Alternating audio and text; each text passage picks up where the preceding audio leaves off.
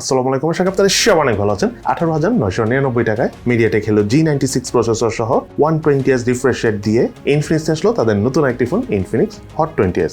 বাংলাদেশ মার্কেটে বর্তমান কন্ডিশন অনুযায়ী বেশ শক্তিশালী কনফিগারেশন আসা এই ফোনটি ভালো দিক খারাপ দিক সহ ওভারঅল ইউজ করে আমাদের কাছে কেমন লেগেছে তার সব কিছু নিয়ে আজকের ভিডিওতে ইন ডিটেলসে কথা বলবো। চলুন তাহলে দেরি না করে শুরু করা যায়। এই মোবাইলটির বক্স কন্টেন্টের কথা বলতে গেলে মোবাইলটি আমরা আসলে ফুল বক্স টাকারে পাইনি, জাস্ট ফোনটি পেয়েছি।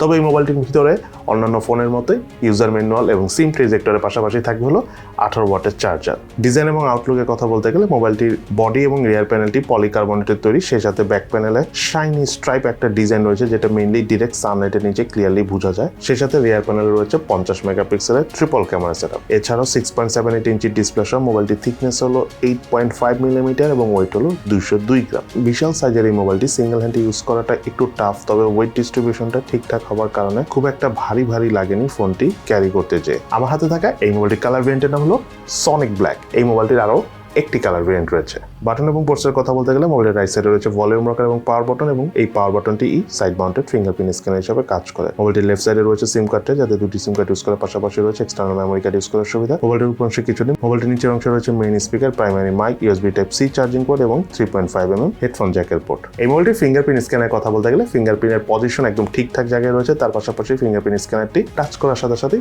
আনলক করে ফেলছিল, সেই সাথে মোবাইলে থাকা ফেস আনলক সিস্টেমটি যথেষ্ট স্মুথলি এবং ফাস্ট কাজ করে, এবং মোবাইলটিতে ইম্পর্টেন্ট প্রায় সব ধরনের সেন্সর রয়েছে। এই মোবাইলের স্পিকার পারফরমেন্সের কথা বলতে গেলে সাউন্ডের লাউডনেস আমাদের কাছে কিছুটা কম মনে হচ্ছে, তবে সাউন্ডের বেস বলেন বা সাউন্ডের ক্রিস্পিনেস বলেন সেটা আমাদের কাছে ওভারঅল ব্যালেন্সডই মনে হচ্ছে।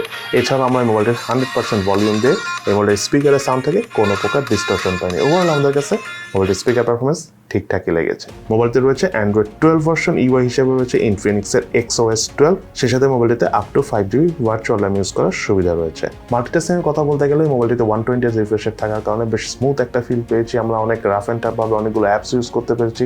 তার পাশাপাশি 8GB র্যাম থাকার কারণে র্যাম হ্যান্ডেলিংও ঠিকঠাক মতো করতে পেরেছিল। অনেকগুলো অ্যাপ আমরা ব্যাকগ্রাউন্ডে রান করে খুব ইজিলি সোয়াপ করে বেশ কমফোর্টেবল ভাবে এই ফোনে ইউজ করতে পেরেছি। এই মোবাইলটি রয়েছিল 6.78 ইঞ্চি সাইজের আইপিএস এলসিডি প্যানেলের ডিসপ্লে, এবং তার পাশাপাশি মোবাইলে তারা রয়েছে 120Hz রিফ্রেশ রেট। সেই সাথে ডিসপ্লে রেজুলেশন হলো 24x1080 পিক্সেল, পিক্সেল ডেন্সিটি হলো 396 PPI, display touch sampling rate হলো 240 Hz। 500 নিটস পিক ব্রাইটনেস থাকার কারণে এই মোবাইলটি আমরা আউটডোরে সানলাইট কন্ডিশনে বেশ কমফোর্টেবল ভাবে ইউজ করতে পেরেছি, তবে ডিরেক্ট সানলাইটে কিছুটা প্রবলেম হয়। অপরদিকে আমরা আউটডোরে ছবি তোলার সময় লো ব্রাইটনেস জন্য কোনো প্রবলেম আমরা ক্যামেরা থেকে পাইনি। ডিসপ্লে ঠিক উপরে সেন্টারে রয়েছে 5 হোল সেলফি ক্যামেরা। সেই সাথে মোবাইলটিতে রয়েছিল ওয়াইড ফাইন L1 সাপোর্ট। এই মোবাইলটির রিয়ার প্যানেলে রয়েছিল ট্রিপল ক্যামেরা সেটআপ, যার মেইন ক্যামেরাটি হলো 1.6 অ্যাপারচারের 50 মেগাপিক্সেলের ক্যামেরা, এবং বাকি দুটি ক্যামেরা হলো 2 মেগাপিক্সেল করে 2.4 অ্যাপারচারের ম্যাক্রো সেন্সর ক্যামেরা এবং ডেপথ সেন্সর ক্যামেরা। মেইন ক্যামেরাগুলো দিয়ে ছবি তোলার সময় হোয়াইট ব্যালেন্স ঠিকঠাক ধরে রাখতে পারলেও কালার একটু ওভার স্যাচুরেটেড করে ফেলছিল, কিছুটা কম ভাইব্রেন্টও লেগেছে আমার কাছে ছবি তোলার পর। তবে পোর্ট্রেট মোডের ছবি তোলার সময় ডাইনামিক রেঞ্জটা ঠিক ভালোভাবে ধরে রাখতে পারছিল, সেই সাথে এজ ডিটেকশনটাও বেশ সুন্দরভাবে ধরতে পারছিল। তার পাশাপাশি মোবাইলটি দিয়ে আমরা ম্যাক্রো সেন্সর ক্যামেরা দিয়ে ছবি তুলেছি। ম্যাক্রো সেন্সর ক্যামেরার পারফরমেন্স ওভারঅল 2 মেগাপিক্সেলের ক্যামেরা হিসেবে আমাদের কাছে ভালোই লেগেছে। মোবাইলটিতে হাইস্ট 2K 30 ফ্রেম পার সেকেন্ডে ভিডিও শুট করার অপশন রয়েছে, তবে 1080p 60 ফ্রেম পার সেকেন্ডে ভিডিও শুট করার অপশন থাকলে আরো বেশি ভালো হতো। ওভারঅল মোবাইলটি দিয়ে ভিডিও শুট করতে যে আমাদের কাছে বলবো না যে অনেক ভালো লেগেছে, তবে ঠিকঠাকই লেগেছে, কারণ ভিডিও শুট করতে যে আমরা বেশ ভালো পরিমাণের শেকি ফিলটা পেয়েছি। এই মোবাইলটার ফ্রন্ট ফেসে রয়েছিল 2.4 অ্যাপারচারের 8 মেগাপিক্সেলের সেলফি ক্যামেরা। সেলফি ক্যামেরাতে ছবি তোলার পর কালার টোনের কথা বলতে গেলে খুব একটা ভাইব্রেন্ট ছিল না, তবে ডাইনামিক রেঞ্জ ওভারঅল বেশ ভালোভাবে কভার করতে পারছিল। এজ ডিটেকশনের কথা বলতে গেলে স্পেশালি পোর্ট্রেট মোডের ছবি তোলার সময় বেশ ভালো লেগেছে। মেইনলি আলো পেলে একদম সোশ্যাল মিডিয়া রেডি ছবি উঠে, তাই অনেকের কাছে মোবাইলটির সেলফি ক্যামেরা পারফরমেন্স বেশ ভালো লাগে। এই মোবাইলটিতে properly camera two APS support নেই, সো আপনি চাইলে ইন ফিউচারে ম্যানুয়াল ক্যামেরা অর্থাৎ GCAM ইউজ করতে পারবেন না। ইনফিনিক্স হট 20S এই মোবাইলটিতে রয়েছে 5000 mAh ব্যাটারি এবং সাথে রয়েছে 18 ওয়াটের চার্জার, এবং এই 18 ওয়াটের চার্জার দিয়ে আমাদের এই ফোনটি সম্পূর্ণ চার্জ করতে সময় লেগেছে প্রায় 2.5 ঘন্টা থেকে 3 ঘন্টার মতো। তবে একবার চার্জ করার পর আমরা হালকা পাতলা বেসিক ইউজ করে অ্যারাউন্ড 1 দিনের থেকে একটু বেশি চার্জ ব্যাকআপ পেয়েছি, বলতে পারেন 1.5 দিনের মতোই চার্জ ব্যাকআপ পেয়েছি। অপরদিকে হেভি গেমিং বা লং টাইম ভিডিও দেখে যেহেতু মোবাইলের ডিসপ্লে বেশ বড়, তাই অল ইন অ্যারাউন্ড অর্থাৎ স্ক্রিন অন টাইম পেয়েছি আমরা 5 ঘন্টার মতো। এই মুহূর্তে রয়েছিল মিডিয়াটেক হেলিও G96 প্রসেসর। এটি একটি অক্টাকোর প্রসেসর, যার ট্রানজিস্টর সাইজ হলো 12 ন্যানোমিটার। জিপিইউ হিসেবে মোবাইলটি রয়েছে মালিক G57। বাংলাদেশ মার্কেটে এই মোবাইলটি একটি ভেরিয়েন্ট এসেছে, সেটা হলো 8GB র্যাম 128GB স্টোরেজ, যার র্যামের টাইপ LPDDR4X এবং স্টোরেজ টাইপ হলো UFS 2.2, এবং এই ফোনটার অফিসিয়াল প্রাইস হলো 18,990 টাকা, অর্থাৎ 10 টাকা কম 19,000 টাকা। মোবাইলটির আন্তর্জাতিক স্কোর পেয়েছি আমরা 3,43,743, বেঞ্চমার্ক স্কোর পেয়েছি সিঙ্গেল করে 495, মাল্টি করে 1620। স্টোরেজ স্পিড চেক করতে রিড স্পিড পেয়েছি আমরা 492 megabyte per second, right speed পেয়েছি 396 মেগাবাইট পার সেকেন্ড। এই মোবাইলটিতে আমরা পাবজি গেমসটা খেলার সময় মোটামুটি বেশ ভালো গ্রাফিক্স সেটিংয়ে খেলতে পেরেছি। ল্যাগিং এর কথা বলতে গেলে আসলে অনেক লং টাইম প্লে করার সময় ফোনটা হালকা হিট হয়, তখন আমরা কিছুটা ল্যাগিং এর দেখা পেয়েছি, বাট মোটামুটি যদি আপনি গ্রাফিক্স সেটিং একটু কমিয়ে খেলেন সেক্ষেত্রে খুব একটা ল্যাগিং আমরা এই ফোনে পাইনি। তার পাশাপাশি মোবাইলে দিয়ে আমরা ফ্রি ফায়ার গেমসটা খেলেছি, একদম ফুল গ্রাফিক্স সেটিংয়ে খেলেছি, শ্যাডো অন করে খেলেছি, কোনো প্রকার ল্যাগিংয়ের দেখা পাইনি। ইভেন লং টাইম প্লে করার সময় আমরা ফোন থেকে হিটিংয়েরও দেখা পাইনি। তার পাশাপাশি মোবাইলটি দিয়ে আমরা ফুটবল গেমস খেলেছি, অ্যাশ19 খেলেছি, তার পাশাপাশি আমরা মোবাইলটি দিয়ে কল অফ ডিউটি গেমসটাও খেলেছি, আমাদের কাছে বেশ ভালো লেগেছে। কল অফ ডিউটি তো খুবই ভালো লেগেছে। আর পেসের কথা বলেন বা ফুটবল গেমসগুলোর কথা বলেন, এগুলো আসলে লো কনফিগারেশনে খেলা যায়, তো সো এই ফোনটাতে আরও বেশি ভালো পারফরমেন্স আমরা পেয়েছি overall long time game play করে। তার পাশাপাশি এই ফোনটার হিটিংয়ের কথা যদি বলতে চাই, পাবজি গেমসটা যখন আমরা লং টাইম প্লে করছি তখন কিছুটা হিট হয়, অন্যান্য গেমস আমরা হিটিংয়ে দেখা পাইনি। তার পাশাপাশি মোবাইল ডাটা ইউজ করে যখন আমরা মোবাইলটা দিয়ে ভিডিও দেখেছি তখন কিছুটা হিট হয়, বাট খুব বেশি একটা হিট হয় না।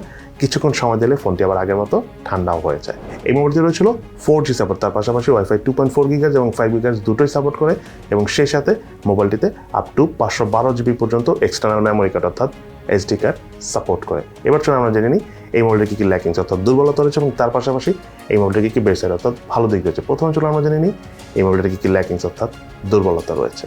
এই মোবাইলের নাম্বার 1 ল্যাকিংস হলো এই ফোনটার রিয়ার প্যানেলটা অত্যন্ত ম্যাগনেটিক, অর্থাৎ হাত দিলেই হাতের ছাপ বসে যায়, যেটা খুবই বিরক্তিকর।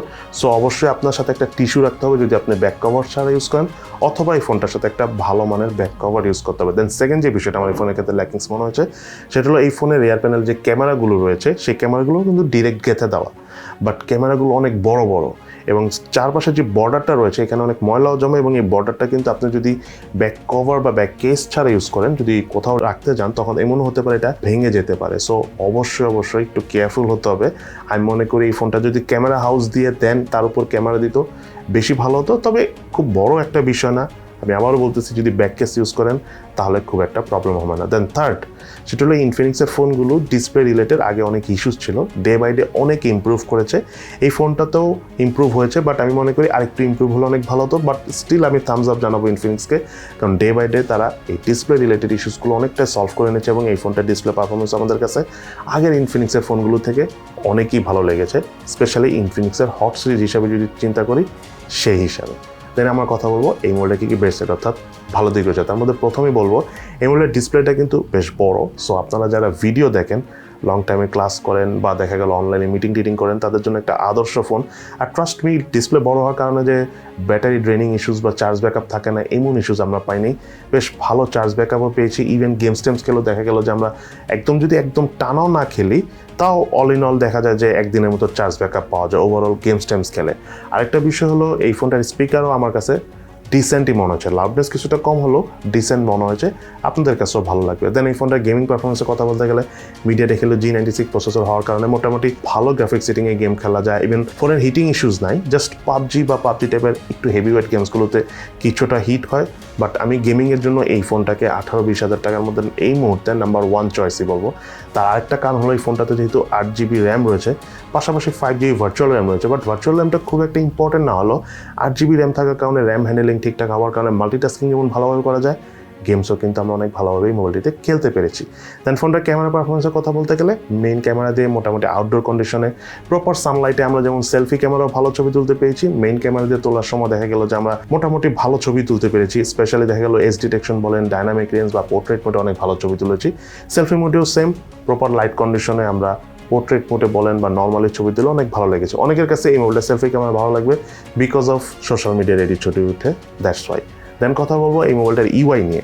সত্যি কথা বলতে আগে ইনফিনিক্সের ইউআইতে প্রচুর পরিমাণ ব্লটওয়্যার বা আননেসেসারি অ্যাপস থাকতো, সেটা এখন অনেকটাই কমে এসেছে। বাট আমি ইনফিনিক্সকে রিকমেন্ড করব আরও অনেক ধরনের ব্লটওয়্যার বা আননেসেসারি অ্যাপস রয়েছে, এগুলো যদি বাদ দিয়ে দেওয়া যায় তাহলে খুবই ভালো হয়।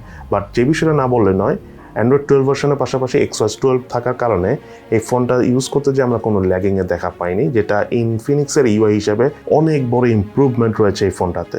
সো সর্বশেষ একটা কথা বলবো, 18-19 হাজার টাকার মধ্যে, 18 থেকে 20 হাজার টাকার মধ্যে আর কি, যারা মেইনলি আপনারা গেমিংটা খুব প্রায়োরিটি, অনলাইনে ক্লাস করতে চান, লং টাইম চার্জ ব্যাকআপ পেতে চান, তার পাশাপাশি যারা আপনারা লং টাইম ভিডিও দেখে থাকেন বা মাল্টিমিডিয়া কনজিউম করে থাকেন, তাদের জন্য এই ফোনটাই নির্দ্বিধা এই মুহূর্তে one of the best choice. So এই হলো আমাদের ইনফিনিক্স হট 20s এই মোবাইলটির ওভারঅল একটা রিভিউ। আপনাদের কাছে কেমন লাগলো আমাদের ভিডিও এবং এই ফোনটি আপনাদের কাছে কেমন লেগেছে সেটাও কিন্তু অবশ্যই ভিডিও নিচে কমেন্টস করে জানাবেন। সো সবাই ভালো থাকেন, সুস্থ থাকেন, ইনশাল্লাহ দেখা হবে ফিউচারে।